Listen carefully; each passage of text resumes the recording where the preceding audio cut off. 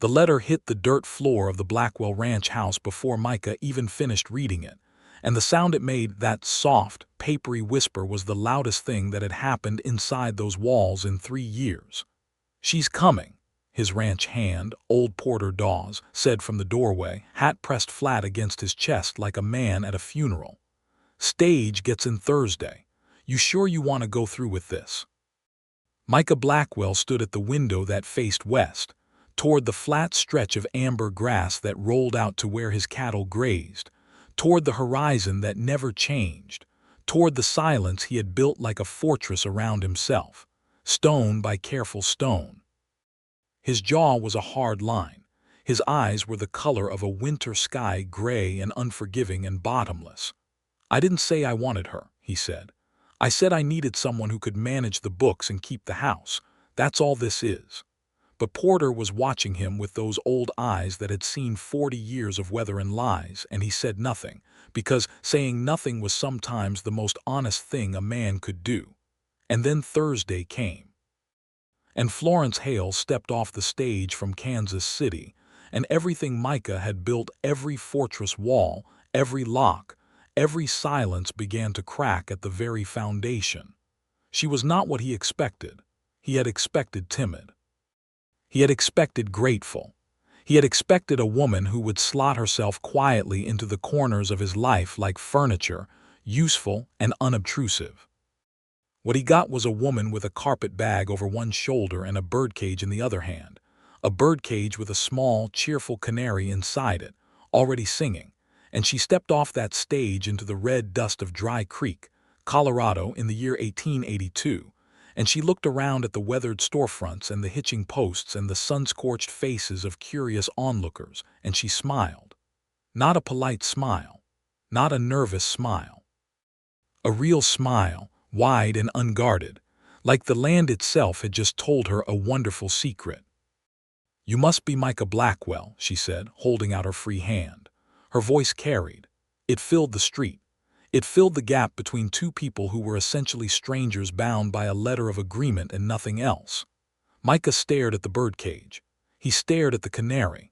He stared at her face, 24 years old, dark brown hair pinned under a traveling hat, eyes the color of new leaves, a small scar above her left eyebrow that she did nothing to hide. "I said no unnecessary animals," he told her. Florence did not flinch. She tilted her head slightly, the way a person does when they are translating something from a foreign language. "Caesar is not unnecessary," she said pleasantly. "He is very necessary. He tells me when a storm is coming and he sings when things are about to get better, both of which seem useful on a cattle ranch in Colorado." Behind Micah, Porter Dawes made a sound that was almost certainly a smothered laugh. Micah Blackwell was 31 years old, and he had not laughed in a very long time. He picked up her second bag from the dirt without a word, turned and walked toward the wagon. And Florence Hale, birdcage and all, followed him into the rest of her life. The story of how they had arrived at this moment, two strangers, one agreement, one canary, and one fortress that had no idea it was about to be dismantled from the inside out, began several months earlier, in the worst winter Dry Creek had seen in a decade. Micah Blackwell had been born on this land. His father, Emmett Blackwell, had driven cattle up from Texas in 1861 and claimed a stretch of Colorado grassland that the man had called Providence, though Providence had not always been kind to it. Emmett had built the house, the barn, the fences, the brand. He had married a woman named Ada, who had planted a garden along the south wall of the house and sung hymns while she weeded it, and they had raised Micah and his younger sister, Ruth, in the way frontier people raised children, practically, tenderly, without excess. Micah had loved that life.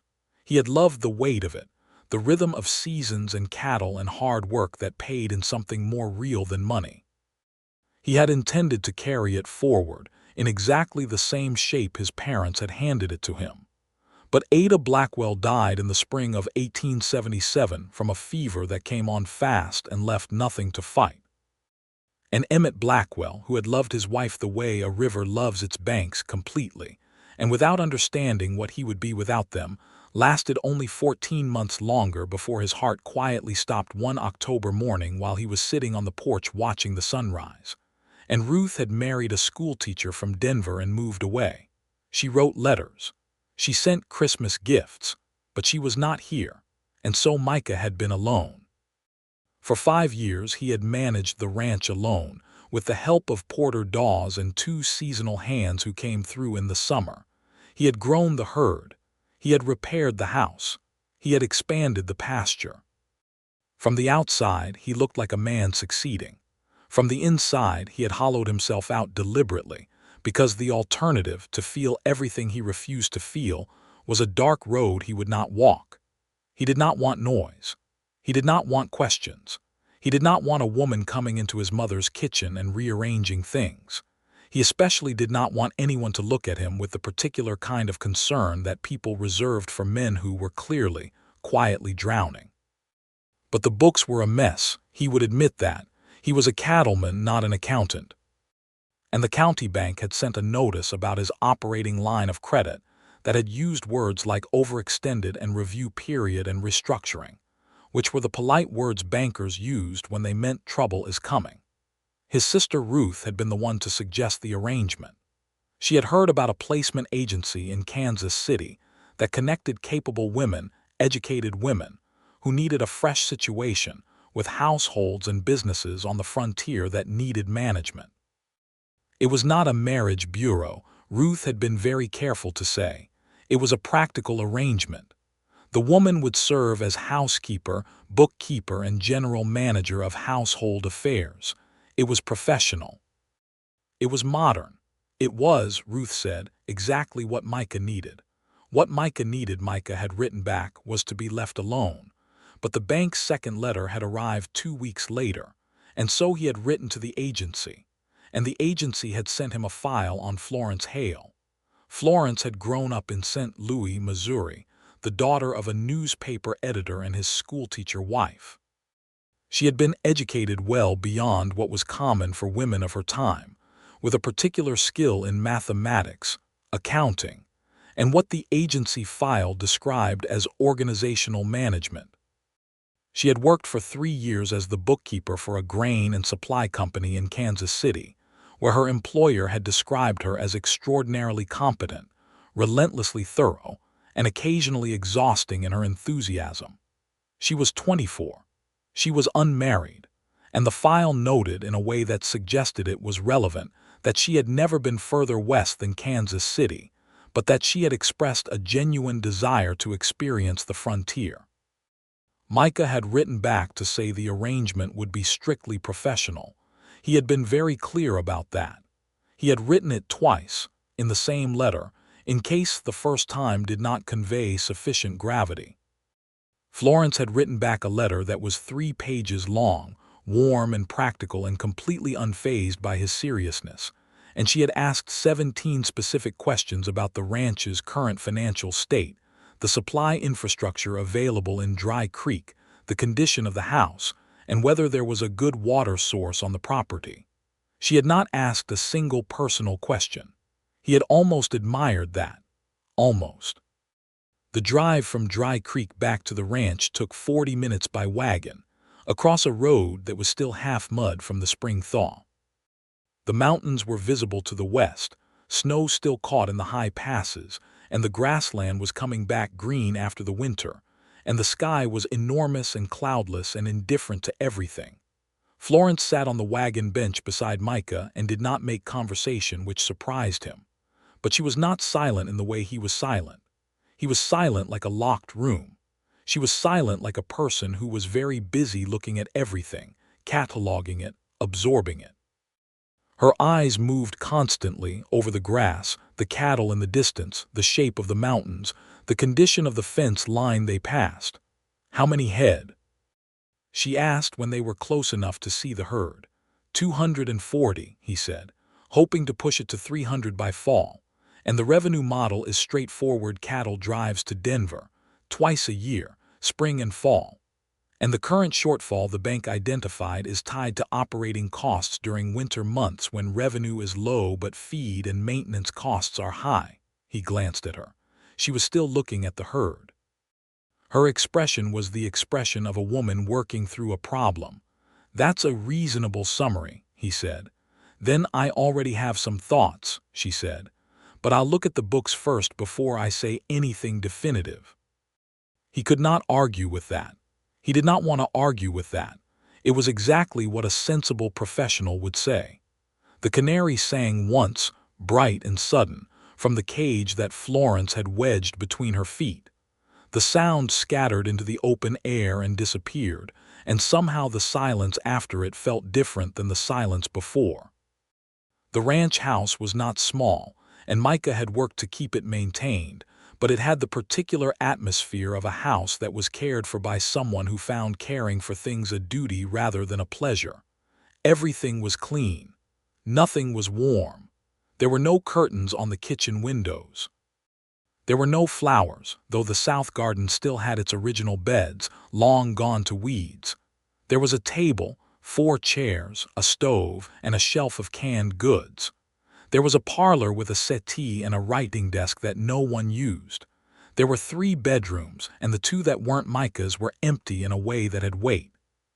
Florence stood in the middle of the kitchen and turned slowly, the same way she had turned in the street in town, not with disapproval, not with dismay, but with that same focused attention, cataloging, measuring, imagining.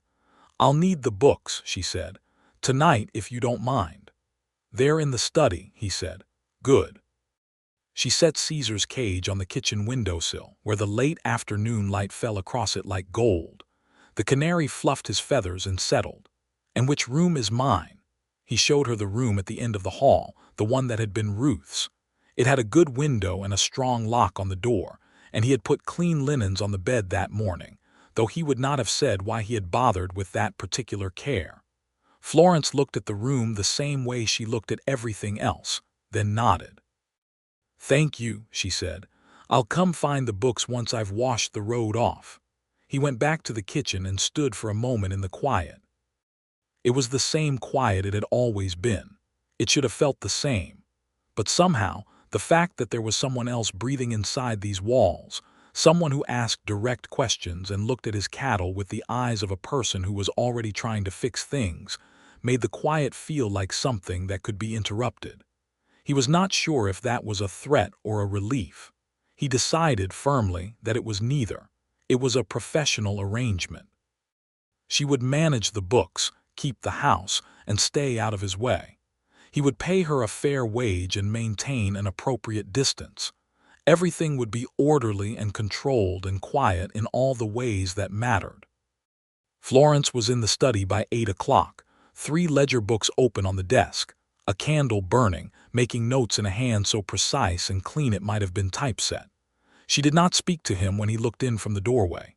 She raised one finger absently, the way a person does when they are in the middle of a calculation and do not want to lose the thread.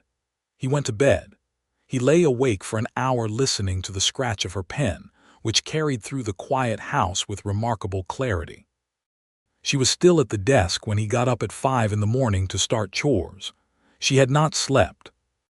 "Florence," he said from the doorway, and his voice came out rougher than he intended, the way voices do when they have not been used yet in the morning. "You should rest." She looked up. There were shadows under her eyes and ink on her left hand, and she looked, for the first time since she had stepped off that stage, less than entirely composed. But her eyes were very bright. "I found the problem," she said. He came into the study and stood over the desk. She turned the ledger to face him and pointed to a column of numbers. "Your feed supplier is overcharging you," she said. "He has been for at least 3 years. Not by a small amount. He is billing you for premium grade hay and delivering standard grade, and the difference is significant enough that over 3 years it accounts for almost exactly the shortfall the bank identified." Micah went very still. He stared at the numbers.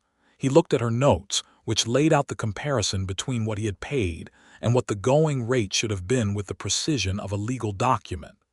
"That's Hector Grimes," he said slowly. "He's been my supplier since my father's time." "I know," she said. She did not make it dramatic. She just said it clearly, the way you say something that is difficult but true. His invoices are in the ledger. The amounts don't align with the market price records I found in your copies of the Denver Agricultural Gazette. He's been counting on the fact that most ranchers don't keep close enough records to notice. There was a silence, not the silence Micah built around himself like armor. A different kind, the silence that happens when something you thought was solid turns out to have been hollow all along. "How do you want to proceed?" she asked quietly. "I want to know for certain first," he said, "before I accuse a man." "Of course," she nodded. "I'll prepare a full comparison document. You can take it to the bank and let them verify the pattern independently." "Can you have it by the end of the week?" "I'll have it by tomorrow afternoon," she said. He looked at her. He looked at her properly, for perhaps the first time. At the ink on her hand and the shadows under her eyes and the brightness that had not dimmed despite the sleepless night. At the fact that she had come in from a 14-hour journey across rough country and spent the night not sleeping but working, because there was a problem in front of her and a problem in front of Florence Hale was apparently something she walked toward rather than around. "Go to sleep," he said. "The document can wait until you have rested." She opened her mouth to argue. "Florence." He said her name and it came out strange in his own mouth, not formal, not professionally distant, but something warmer than he intended, and he heard it and tightened his jaw. "Sleep. The ranch will still be here in 4 hours. She looked at him for a moment and something shifted behind her eyes, not quite surprise, but something close to it, as if she had not expected the concern, as if she had come here prepared for indifference and found in this one small moment something different. "All right," she said quietly. 4 hours. She went to her room.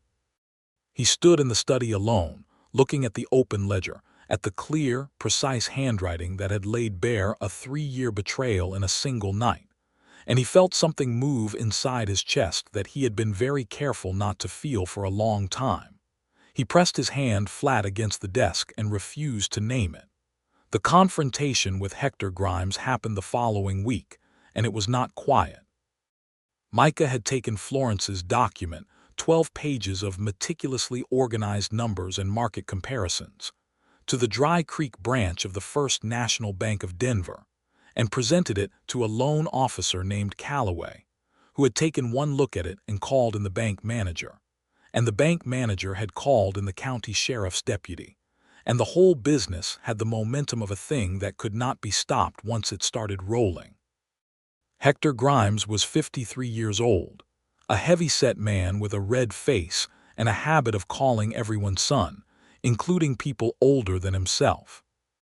When the deputy brought him to the bank, he looked at Micah with an expression that moved through surprise, calculation, and finally settled on a kind of contemptuous pity. "Emmett Blackwell never complained," Grimes said. "Emmett Blackwell trusted you," Micah said. His voice was very steady.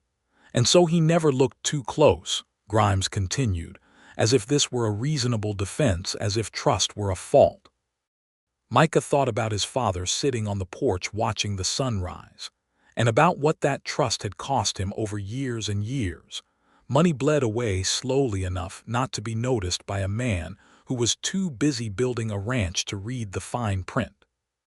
He thought about how the dark past of this betrayal had hidden itself in plain sight, in numbers on a page that no one had looked at carefully enough.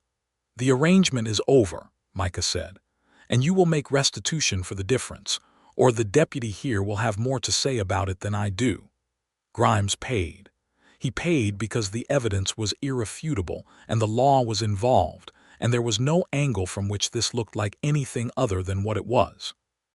It took 3 weeks and a formal agreement signed in the bank, but the money came back, and it was enough, more than enough, to clear the operating shortfall and put the ranch on solid ground for the year ahead.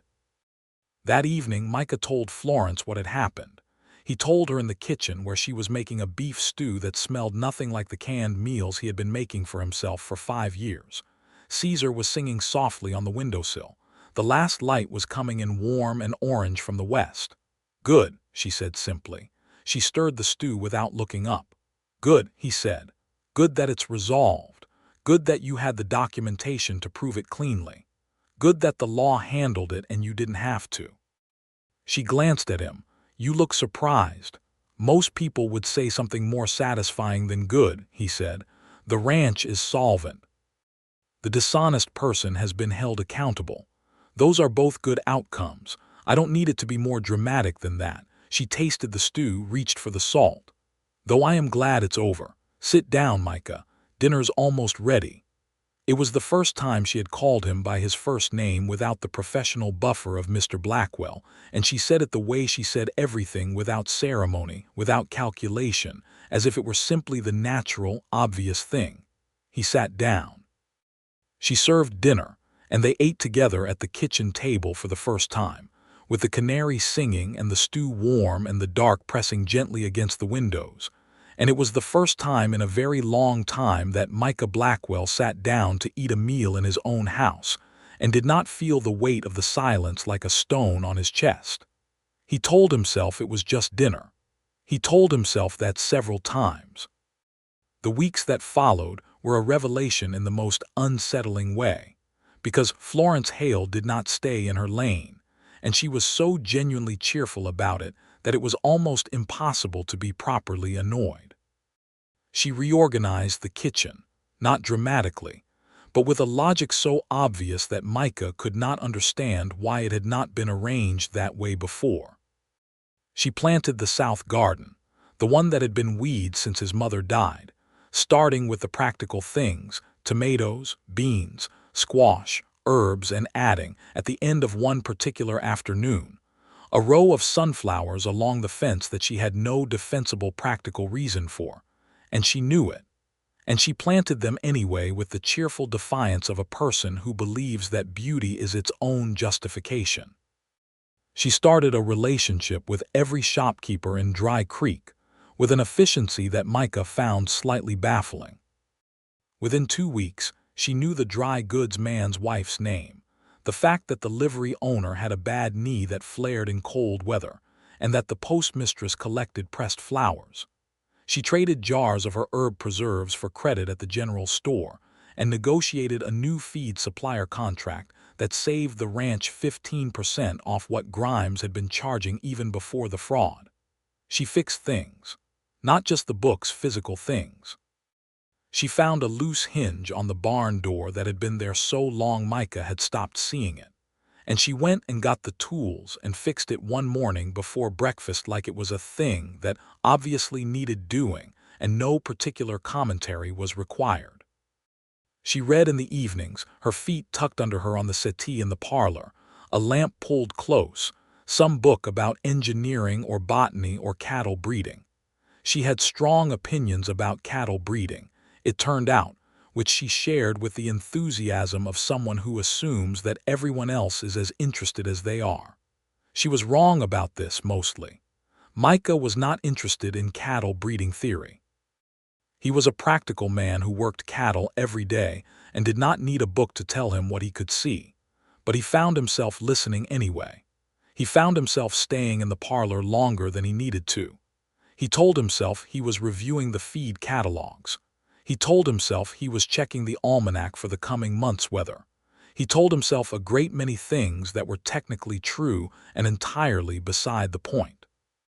Porter Dawes watched all of this with the expression of a man watching a complicated chess game play out when only one of the players understood the rules. "She's something," Porter said to Micah one morning, when they were mending the north fence line. "She's competent," Micah said. Said Porter. "She's professional and organized and very good at the job she was hired to do," Micah said.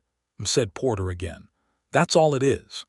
Porter drove a fence staple in with 3 clean strikes of his hammer and did not say a single word, which was, again, the most honest thing he could do. It was June when the trouble came, and it came in the form of a man named Warren Lyle.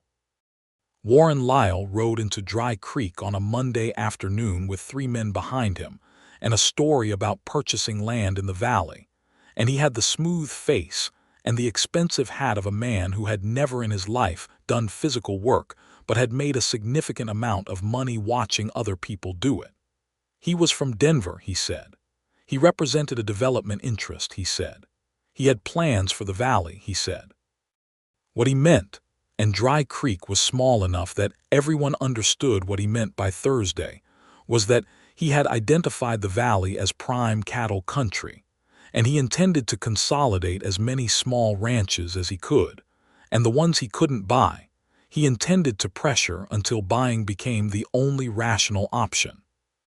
He started with the Mueller Ranch, which was adjacent to Micah's south fence line, and the Muellers sold in a week because old France Mueller was 65 and his boys had gone to California, and he did not have the energy to fight a man like Warren Lyle.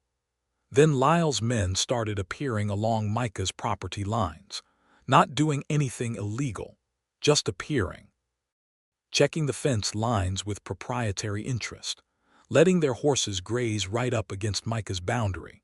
Then Lyle himself appeared at the ranch house one afternoon when Micah was out with the herd, and Florence was in the house doing the books. Florence told Micah about it that evening, calmly and in full detail, because Florence Hale did not gloss over things. Lyle had been polite. He had been charming, in the way that men are charming when they have decided that charm is a tool. He had offered a purchase price for the ranch that was, Florence noted carefully, about 30% below fair market value but substantially above what a desperate man might accept if he thought he had no other options. "He wanted to speak to you directly," Florence said. "I told him the ranch was not for sale." "Did you?" said Micah. He was watching her face. "I told him I managed the business affairs of the Blackwell Ranch and that I could say with confidence that the current owner had no interest in selling." She met his eyes. "I hope that was correct." It was correct. Something moved across her face. Relief, maybe. She nodded and went back to the books, but Lyle came back. He came back on a Tuesday morning when the light was just up and Micah was at the barn, and he came with the kind of smile that was a hidden motive wearing a pleasant face. He stood at the fence and called out, and Micah walked over to meet him at the gate, and they stood on either side of it like the fence was a declaration. "Mr. Blackwell," Lyle said, "I'll be direct with you. The valley is going to change whether you participate or not. The railroad is coming. A spur line from Denver, planned for 1884. When it arrives, the land values will shift dramatically, and the independent small ranches will not be able to compete with the kind of consolidated operation I'm building." "That's a forecast," Micah said, "not a fact. I've seen it happen in 3 other valleys," Lyle said pleasantly. "Montana, Wyoming, the Kansas Plains, the pattern is consistent." "What you're describing is a trap," Micah said. "You want me to sell before the railroad comes at a fraction of what the land will be worth once it arrives, or you'll make things difficult enough that I'll wish I had." Lyle's smile did not waver, which was its own kind of answer. "I'm offering you a choice," Lyle said. "I'm declining it," Micah said. After Lyle left, Micah stood at the gate for a long time. The morning was clear and the grass was green and his cattle were moving across the far pasture in that slow, purposeful way that cattle have, and he could see, if he looked south, the line of the old Mueller fence, which now belonged to Lyle's enterprise. The boundary was real, and what was on the other side of it was a dark past version of what this land could become in the wrong hands. Florence appeared beside him. She had come from the house quietly, which meant she had been watching from the window. She was holding 2 cups of coffee, and she offered one to him without comment. He took it. They stood at the fence together, not touching, not speaking, looking at the land, and the coffee was hot and strong and tasted like something human and present. "He's right that the railroad is coming," Florence said finally. "I've read about the proposed spur line in the Denver papers. It's real, but he's wrong about what it means for you. How do you figure? If you have your own brand established and you're herd at 300 head or above when the railroad arrives, you can ship directly to market without the cost of a long drive. Your margins improve, not decrease. The advantage goes to ranchers who are well positioned, not those who sold out early." She paused. "I've actually been drafting a proposal for expanding the herd faster than originally planned. We could take on a second operational loan now that the credit profile is clear, and use it to purchase quality breeding stock from the Harmon Ranch in the next county. If the calculation holds, we'd reach 300 head by next spring." He looked at her. You drafted a proposal. I had some thoughts, she said, in the tone she used when she meant I have been working on this in detail for several days. Florence, you are extraordinary, he said. And then he heard himself say it and felt the heat rise in his face, because it was the most unguarded thing he had said in years, possibly the most genuinely felt thing he had said in years, and it sat there between them in the morning air like a living thing. She went very still for a moment, a stillness different from her usual focused motion. Then she said, quietly, "Thank you," and she looked away at the mountains, and the red was high in her cheeks in a way that had nothing to do with the cold. They stood there another few minutes. The canary was singing from the open kitchen window. It carried all the way out to the fence, that small, bright voice, filling the silence like a declaration. The summer moved forward in the way of summers that have a great deal of life in them. Florence's garden produced extravagantly. The tomatoes came in so heavily that she started putting up jars of sauce and salsa, and she gave half of what she couldn't use to the Mueller family, who had sold their ranch but not yet left the county, because old Franz Mueller's daughter Ingrid had no place to go and Florence had decided, without making an announcement about it, to take a quiet interest in their situation. "You can't feed the whole county," Micah said one evening, watching her stack another row of sealed jars in the pantry. "I'm not feeding the whole county," she said reasonably. "I'm feeding the Muellers and the Dawes family and anyone else who has enough trouble right now without also going without tomatoes." She gave him a look that was perfectly pleasant and completely immovable. "You have enough tomatoes." He did. He had more tomatoes than he could possibly eat. He did not particularly like tomatoes, but he was eating them at every meal because Florence put them in everything, and it had not once occurred to him to object. He wondered when that had happened. He wondered when a great many things had happened. The proposal Florence had drafted for the expanded herd was, as he had expected, excellent. He took it to the bank in July and the loan came through in August. He went to the Harmon Ranch and bought 40 head of quality breeding stock, 20 cows, 3 bulls, and 17 two-year-old steers, and drove them back to Providence Ranch with the help of Porter and 2 seasonal hands. And Florence stood at the fence when they came in, counting the animals with her eyes, and when the count came out right she gave a single satisfied nod.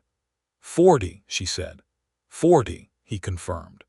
Good, she said. And then she smiled, the real smile, the wide one, and it hit him somewhere in the chest with a force that the word extraordinary didn't come close to covering. August was also when Florence got sick. It came on fast, the way fevers do in summer, a bad chill one evening, a high temperature by midnight, a delirium by morning that had her calling out to people who were not in the room. Micah had seen his mother die of a fever, and the fear that woke in him when he found Florence burning at 3 in the morning was not a professional concern. It was something raw and deep and desperate. He sent Porter for the doctor in Dry Creek before the sun was up. Doctor August Farrow was a reliable man, 60 years old, who had come to the frontier because he believed in the work. He arrived by 7, examined Florence thoroughly, and diagnosed a severe respiratory infection, not the crisis Micah's fear had been constructing but real enough to require careful management. Keep her fever down with cold cloths. Make sure she takes water and broth every 2 hours whether she wants to or not. Rest, absolute rest, for at least a week. Dr. Farrow snapped his bag shut and looked at Micah with a straightforward clinical eye. She's strong, she'll recover. But she needs to be kept still, which from what I understand of Miss Hale may be the most difficult part of the treatment. He was not wrong. Florence fought the rest with the same focused energy she brought to everything. On the second day, she asked Micah to bring her the current ledger, and he brought her a cup of broth instead.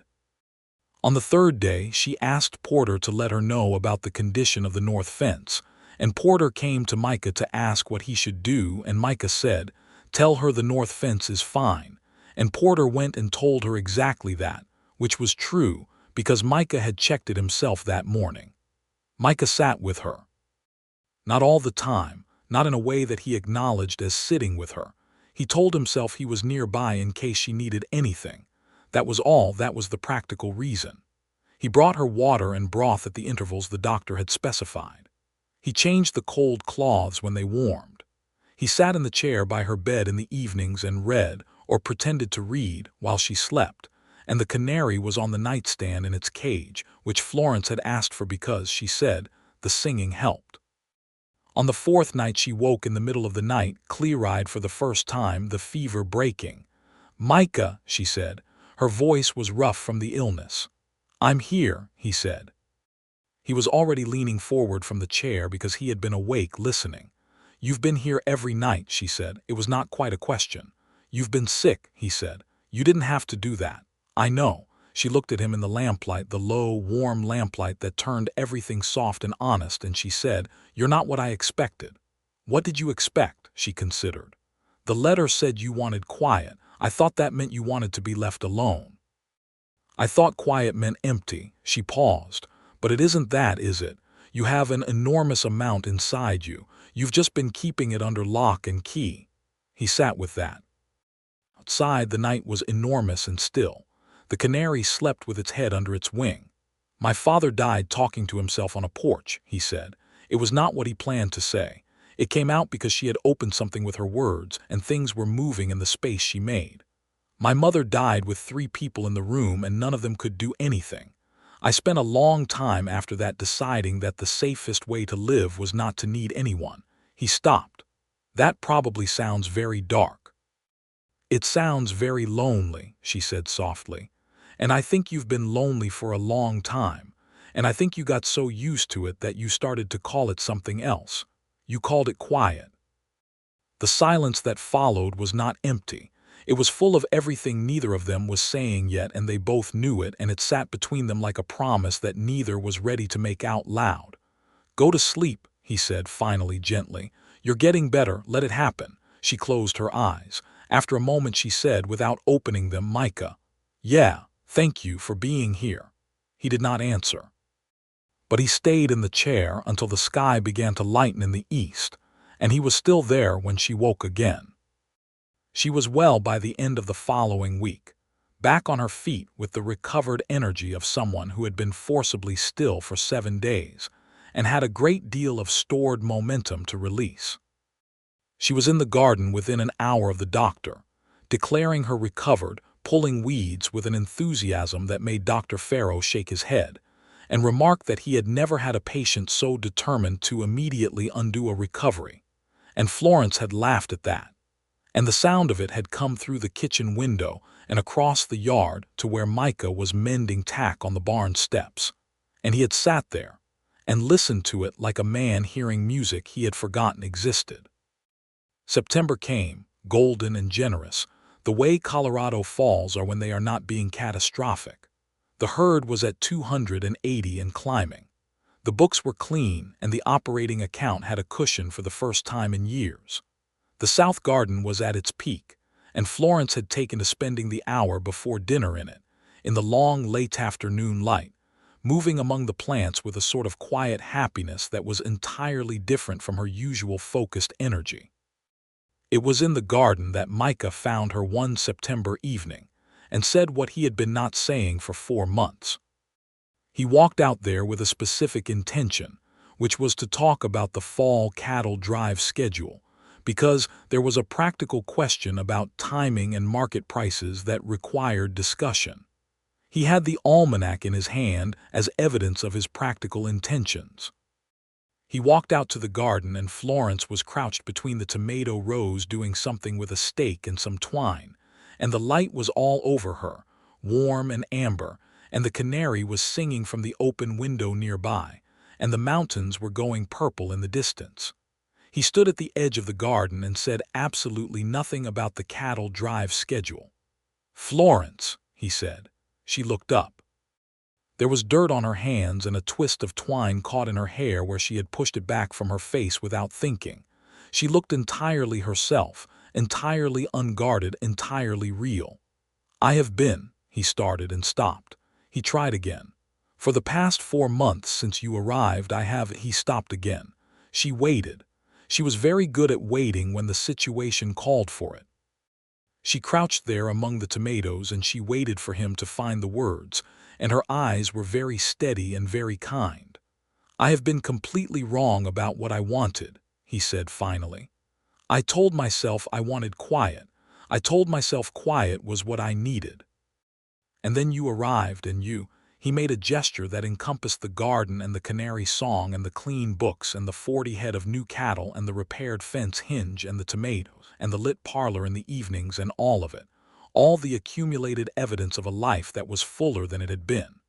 You filled everything. And I was angry about it at first because I thought what you were filling was something that was supposed to be empty. But it wasn't empty. It was just I had just been keeping it dark." She had stood up while he was talking. She was standing now at the edge of the tomato row with the twine still in her hands, and she was looking at him the way she looked at things she was trying to understand completely. "What are you saying?" she asked quietly, not evasive. She just wanted to hear him say it. "I am saying," he said, "that I would like to ask you to stay, not as the bookkeeper, not as the housekeeper. Not under the terms of the original arrangement, which I see now was a very foolish attempt to get what I needed without having to admit what I needed." He stopped. "I am saying that I want you to stay because this place is more alive with you in it than it has been since my mother was alive. And because I think you are the most remarkable person I have ever known.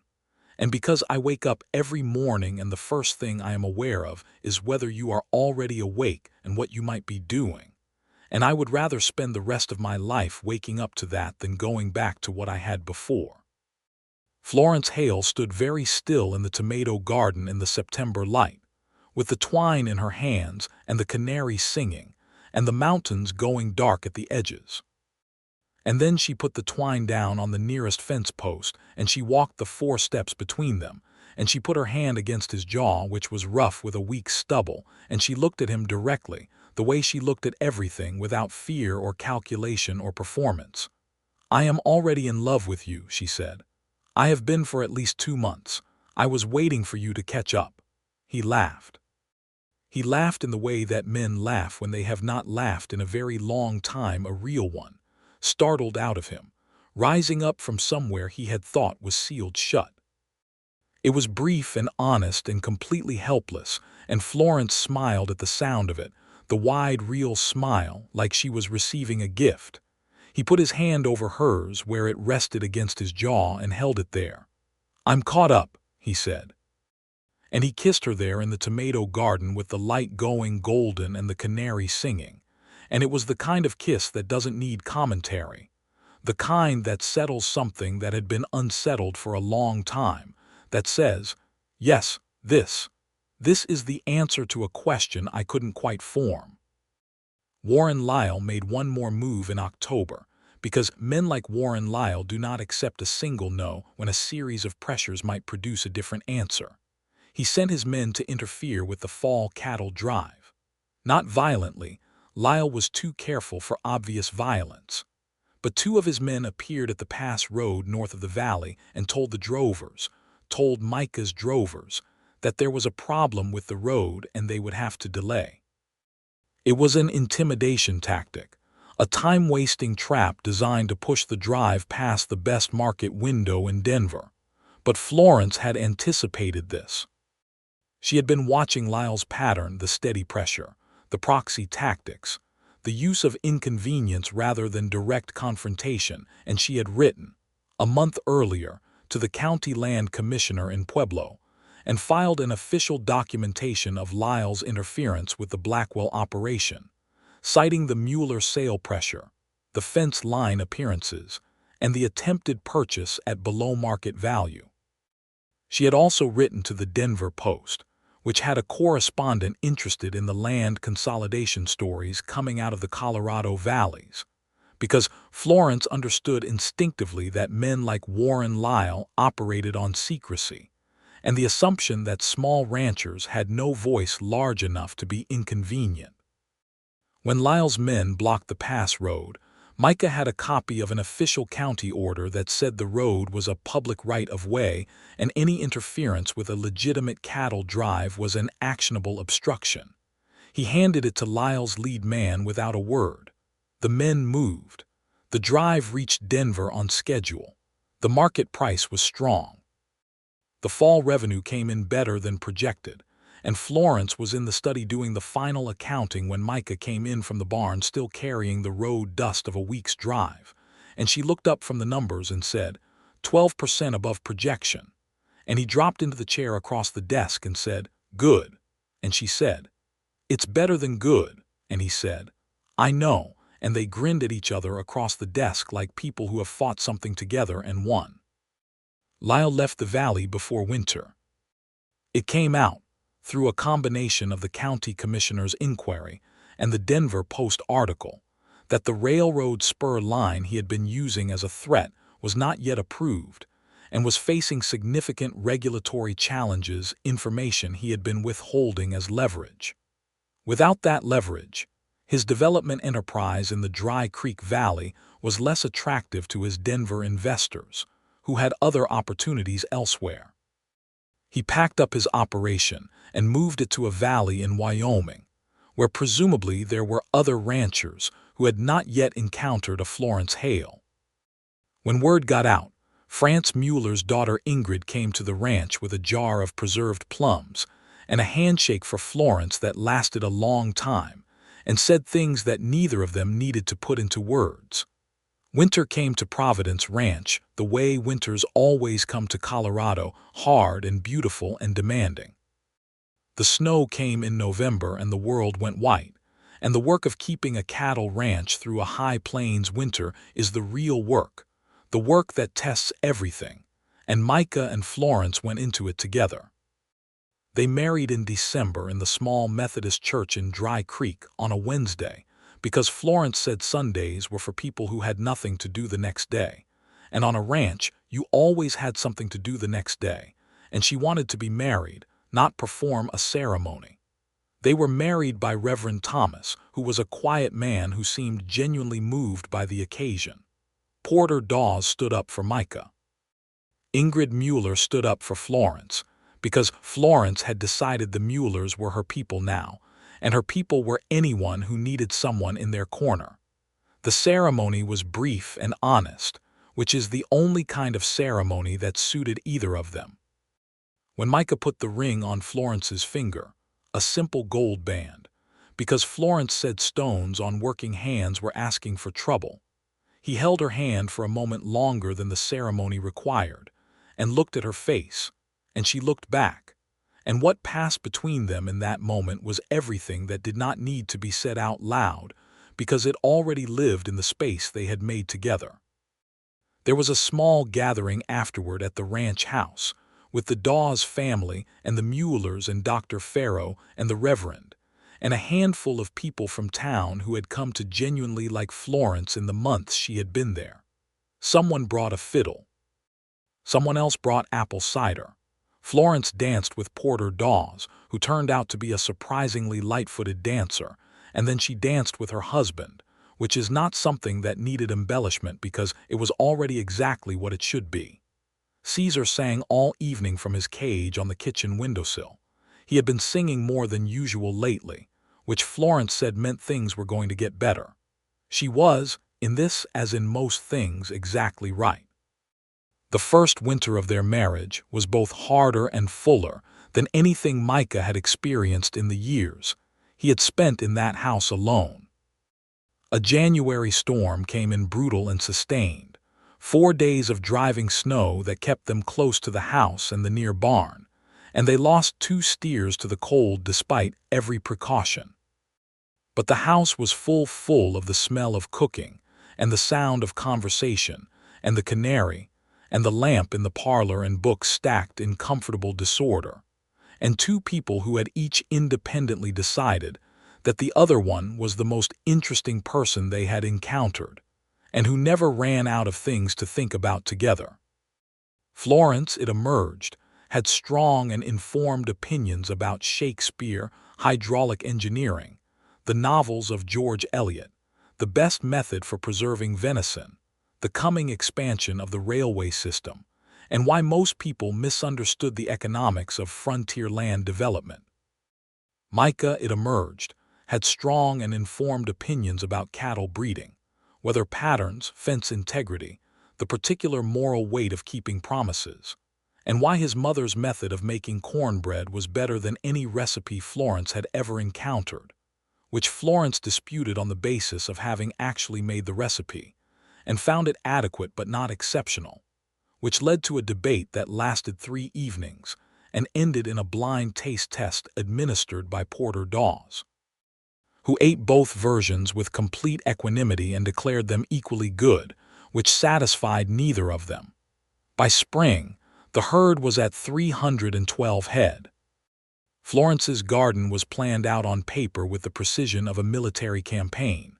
The books were solid, the loan payments were current, and there was, for the first time in the ranch's history, a savings account at the Dry Creek Bank with a number in it that would have made Emmett Blackwell sit down in surprise. In April, Florence told Micah she was pregnant. She told him in the kitchen in the morning before the coffee was done. She had known for 2 weeks and spent those 2 weeks being entirely certain before she said anything, because Florence Hale was not a woman who said anything until she was certain. She told him simply and directly, the way she said everything. He stood there for a long moment, and she watched his face with the patient attention she brought to complex situations, and she saw it move through him, through surprise and something complicated and deep, and then to something that was not quite the smile he had been doing more of since September, not quite that, but something larger and quieter and more foundational. He crossed the kitchen in 2 steps and took her hands. "Are you well?" he asked first. "Are you feeling?" "I am perfectly well," she said, firmly but not without warmth, because she knew why he asked, knew that the fear of losing someone lived in him at the level of bone. "I intend to remain perfectly well. I'm strong, doctor." "Pharaoh agrees, and I will be sensible about what I take on and what I don't." He brought her hands to his mouth and kissed them, and she felt him exhale a long, slow release of breath that she recognized as the letting go of held fear. And then he held her carefully, the way you hold something that is also holding something, and she rested her head against his shoulder, and they stood in the kitchen in the early morning while the coffee percolated, and the spring light came in through the windows. "We're going to need a bigger garden," she said into his shoulder. He made a sound that was somewhere between a laugh and an agreement. The pregnancy was straightforward. Florence was indeed sensible about what she took on, though her version of sensible was somewhat more ambitious than Dr. Pharaoh would have preferred. She continued the bookkeeping. She delegated the heavier garden work to Ingrid Mueller, who had by this point become a permanent presence on the ranch in the role of general help and Florence's particular friend. She stopped climbing into the hayloft, and she let Micah carry things he normally would not have been allowed to touch without a debate, and these concessions were the largest ones he was going to get, and they both knew it. She read everything she could find about obstetrics, which Dr. Pharaoh found both reassuring and alarming in equal measure. She named the baby before she knew the sex, which is to say she made a list. The list was organized by her criteria, strong, simple, honest names without pretension, and she and Micah went through the list together over several evenings with the same energy they brought to the cattle breeding discussions, which was considerable. In November of 1883, their son was born. Dr. Pharaoh was there, and Ingrid Mueller, and the birth was long and hard, and not without fear, the kind of fear that stands in the hallway outside a closed door and refuses to be reasoned with. Micah stood in that hallway for 6 hours, which were the longest hours of his life, and he did not pray in any formal way because he had never been a formal man, but he spoke to whatever was listening and asked for one thing specifically, and did not allow himself to ask for more. Florence was exhausted and fierce and entirely herself throughout, and when it was over and the baby announced his presence with a sound that carried clearly through the door, Dr. Pharaoh came out and said she was well, they were both well, and Micah went in, and Florence was holding the baby with the particular careful competence of someone who has read everything there is to read about a thing but is doing it for the first time, and the expression on her face was something that had no adequate word. "He's a boy," she said, unnecessarily, because Micah could see that. She said it because she was still absorbing it. Micah sat on the edge of the bed and looked at his son, who was very small and very insistent and entirely new, and he felt something open up in his chest, so wide it was almost painful. "What are we calling him?" he asked. Florence looked at the baby for a moment. "Emmett," she said, "after your father, if you want." He could not speak for a moment. He just looked at her, at this woman who had arrived in red dust with a birdcage and filled every hollow space in his life with something warm and alive, and he thought about how close he had come to turning her away, to insisting on the emptiness, to calling the loneliness something noble. "Emmett," he said. "Yes." Emmett James Blackwell grew up on Providence Ranch in the way that ranch children grow, with the sky always overhead, and the work always present, and the particular kind of confidence that comes from knowing the land under your feet completely. He was 3 years old when the railroad spur arrived in Dry Creek in 1886, and Florence's projected calculations came true with the precision that tended to characterize her projections. The ranch's shipping costs dropped by 40%, and the revenue margin improved enough that they expanded the herd again, this time to 400 head. By the time Emmett was 5, he had opinions about the cattle breeding program that were largely incoherent but delivered with tremendous conviction, which everyone agreed was a trait he had inherited directly from his mother. He also had the gray sky eyes of his father and the wide, honest smile that belonged to Florence, and he followed Porter Dawes around the barn with the focused intensity of a small person who is cataloging everything, which was, in that, also his mother. Florence delivered their second child in the spring of 1887. Another boy, dark-haired and calm from the first hour, whom they named Hale Blackwell, because Florence wanted to carry her family name forward in some form, and Micah thought that was exactly right. And in the winter of 1889, a daughter arrived, Clara Me Blackwell, who came into the world in a snowstorm and announced herself with the same forceful volume that Emmett had, and who within the first year of her life demonstrated that she had her mother's relationship with silence, which was to say she had no use for it whatsoever. The ranch had a different quality now than it had in the years of Micah's solitude. It had the quality of a living thing rather than a maintained one. The house had curtains that Florence had made, and drawings that Emmett had done pinned to the parlor wall, and small boots in a row by the kitchen door, and the south garden had expanded twice since Florence's first planting, and the sunflower row along the fence had become a tradition, replanted every spring, taller every year. Porter Dawes retired in the spring of 1888, when his knees finally refused to do the work the rest of him demanded. He moved into town to live with his daughter, and Micah gave him 3 months' wages as a going gift, and Florence gave him a jar of every preserve she had made that year, and a letter she had written that Porter held for a long time without reading, because he needed a moment. The ranch employed 3 full-time hands by then. One of them was Ingrid Mueller's husband, a steady carpenter from Kansas named Cal Brent, who had come through on railroad work and decided to stay. The other 2 were local boys who had grown up in Dry Creek and knew the land and the cattle and the rhythm of the work, and they were loyal in the way that people are loyal when they are treated fairly and paid honestly and work for people who mean what they say. Ruth Blackwell visited in the summer of 1888 Ruth and her schoolteacher husband Edwin and their 2 children, and she stood in the kitchen of the house she had grown up in and looked at everything Florence had made of it, and she put her arms around her sister-in-law and held on and said nothing, which was also the most honest thing, and Florence patted her back and offered coffee. Ruth and Micah sat on the porch that evening after the children were in bed, in the same position they had sat as children, watching the same sky, and Ruth said, "She's exactly right for you," not as a question, as a fact she was confirming, "I know," Micah said. "You almost didn't," she said.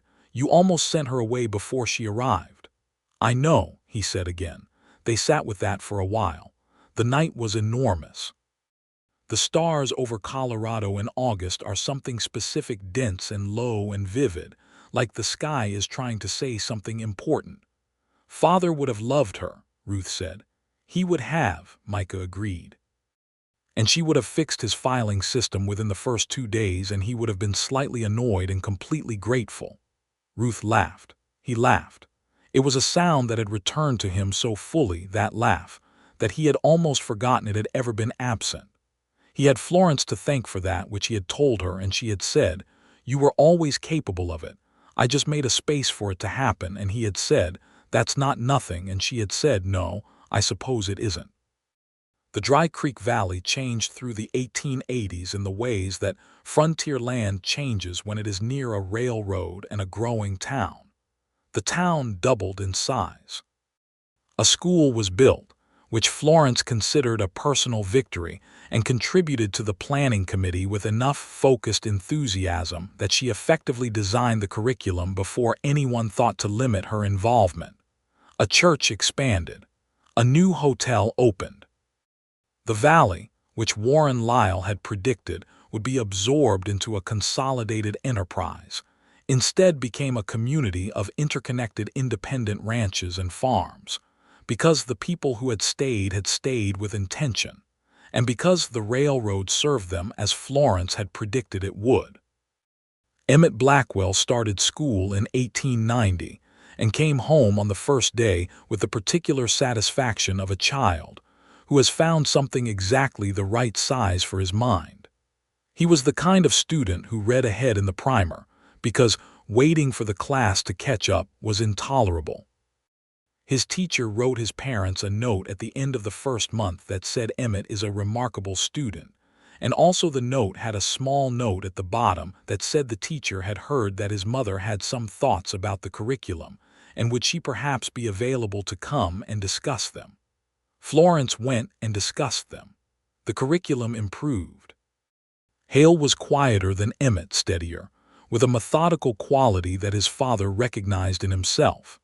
He was the child who would sit for an hour watching a calf figure out how to stand, and could tell you afterward everything about what he had observed.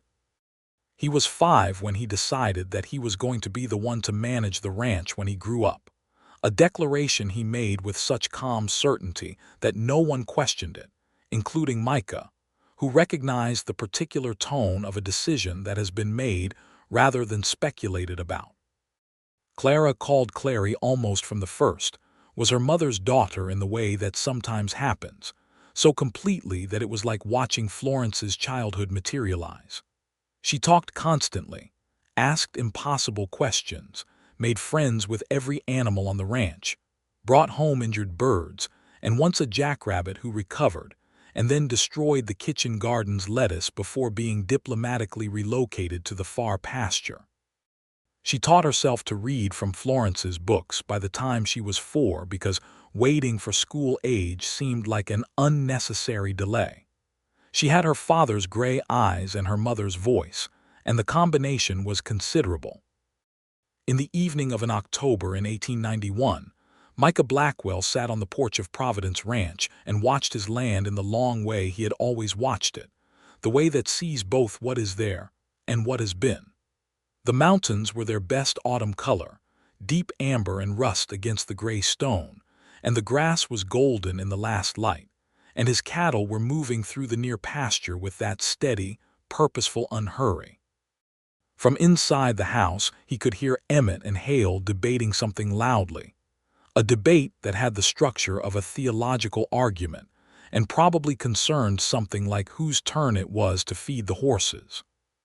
Clara was singing something to herself in her room, a song she had made up, which had a surprisingly good melody and lyrics about a canary named Caesar, who had gone peacefully to his rest in the summer of 1888 after 8 years of filling the house with his particular commentary on events. He heard Florence's voice clear and warm, and completely certain, cutting through the debate between the boys with a single sentence that resolved it in a way that satisfied neither of them but was obviously correct, which was her consistent method. Then the kitchen door opened, and she came out with 2 cups of coffee, and she sat down beside him in the other chair, and gave him his cup and looked out at the land. She was 33 years old. There were things in her face now that had not been there in Kansas City or on the stage from town, things that the years had put there. The easy lines around her eyes from a life spent outdoors, the particular settling of a face that has found its place. She was more beautiful to him now than she had been in the tomato garden in the September light, which he would not have thought was possible. "Penny for your thoughts," she said. He considered. "I was thinking about the north fence line," he said, because it was true that he had been, and because of all the ways their relationship had grown and deepened. This particular kind of honesty, the willingness to be both present in the practical and present in the emotional simultaneously, was the one he treasured most. "The north fence line," she repeated with the slight smile that meant she knew there was more. "And about you," he said. In that order. She made a sound that was almost a laugh. "What about me?" "I was thinking about Thursday in 1882, he said, "when you got off that stage." She turned to look at him, and the expression on her face was the open one, the unguarded one. "What about it?" "I was so certain," he said, "so certain that I knew what I wanted, that I had decided correctly, that the quiet was the right answer." He paused. "I was so wrong it almost cost me everything." Florence was quiet for a moment, not the closed quiet but the thinking quiet. "You weren't wrong about being in pain," she said gently. "You were wrong about the cure." "You were the cure," he said.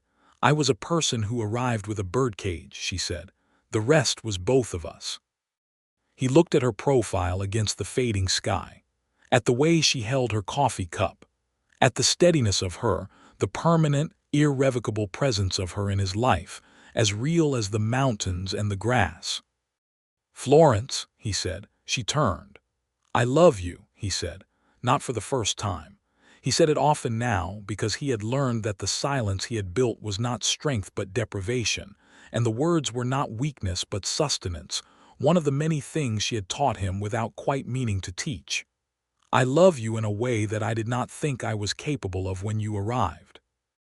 I love you in a way that I think would have frightened me 5 years ago, because 5 years ago I was afraid of needing anything." She held his gaze, and he could see the bright in her eyes that was not the failing light.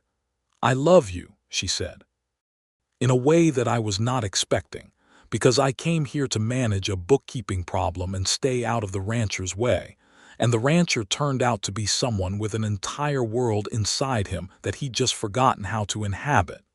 He reached over and took her hand. She turned her hand in his and held it. They sat like that on the porch of Providence Ranch as the light left the sky and the stars came up, enormous and patient over Colorado.